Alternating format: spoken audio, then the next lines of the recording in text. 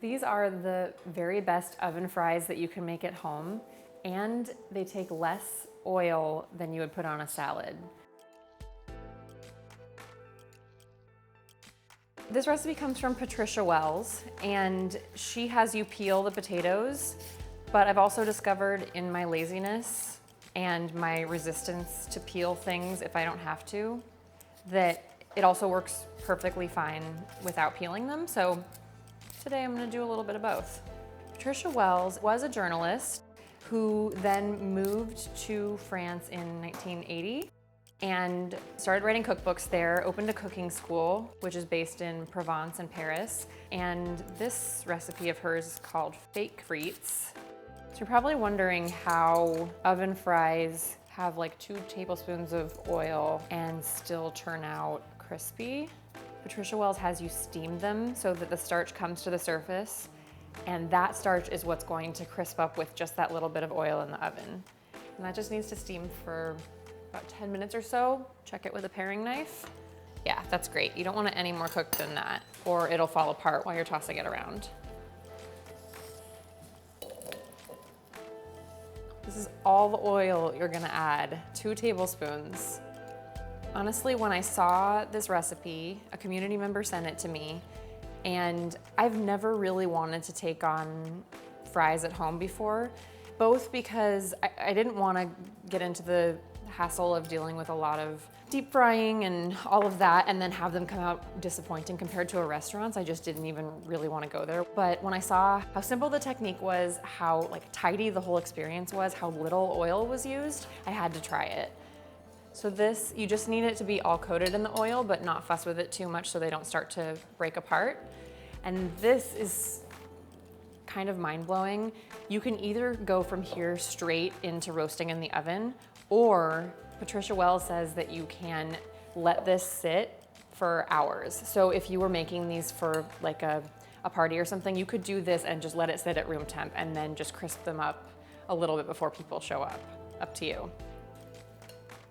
I'm scooping them so that I can leave behind any extra oil or liquid that may have collected at the bottom. So even that 2 tablespoons of oil, it's not even really 2 full tablespoons of oil in the end. And we're not salting yet, only salting at the end. Even the water wasn't salted. Everything about this recipe is very counterintuitive.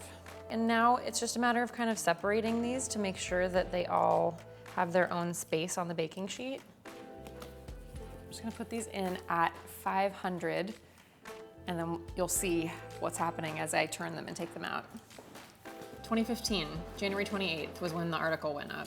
There have been lots of questions from people and debates that have happened in the comments since then. The most common ones are if you can use other kinds of potatoes, and other people have successfully used Yukon Gold. Sweet potatoes apparently work really well. I haven't tried it myself. Oh, some people don't like heating olive oil to high temperatures. If you want to spend an hour getting confused on the internet, go look at the studies. But I feel comforted by the fact that Italians have been deep frying in olive oil for a very long time.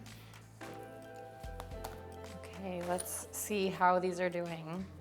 So the ones that are smaller are already getting nice and brown, and then the ones that are bigger or more snug with their friends are gonna need a little bit more time. And they might stick a little bit more at first, especially if you're not using the nonstick baking sheets.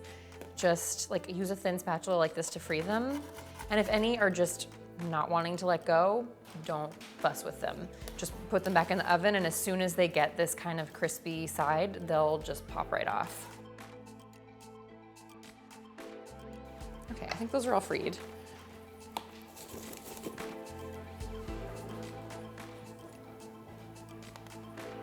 They're sizzling a little bit. So this is the part where you salt them not a moment before. You kind of can't tell the difference really between the ones that have skin and the ones that don't. So another argument for not peeling if you're not in the mood. Okay, you can taste. Ooh.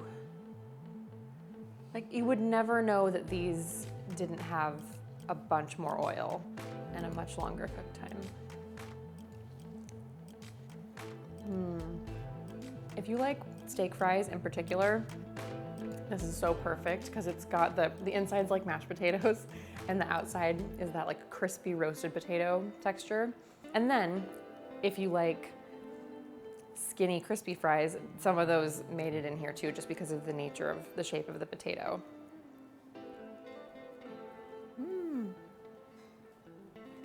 For more genius recipes like these oven fries and other things you can put ketchup all over, be sure to like and subscribe and check back next week.